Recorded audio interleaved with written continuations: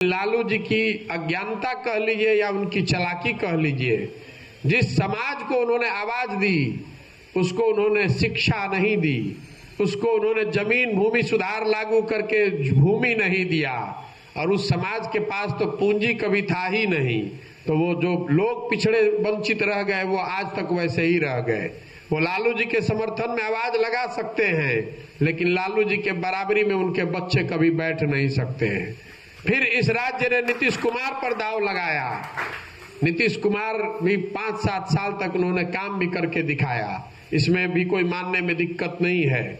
2005 के बाद इस राज्य में कुछ सुधार होता दिखा, लेकिन 2014 में लोकसभा के चुनाव में नीतीश कुमार चुनाव हारने के बाद उन्होंने भी इस बिहार को ये मान लिया कि भैया यहाँ विकास से कुछ होने वाला नहीं है, समीकरण बनाकर किसी तरह पद पर बने रहना ही उपाय है।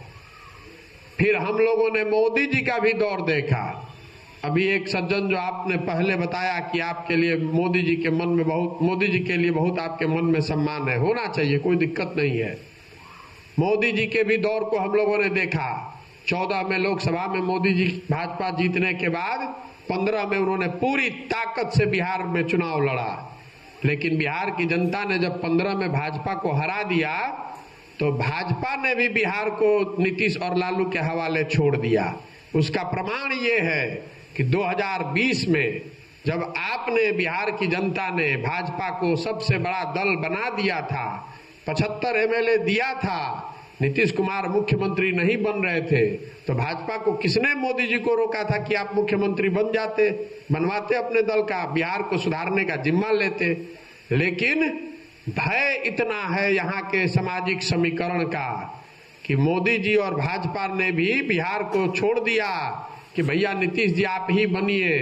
इसलिए छोड़ दिया कि कहीं 25-30 एमपी जो जीत कर जा रहा है दिल्ली, उसमें कहीं कोई खतरा ना हो जाए।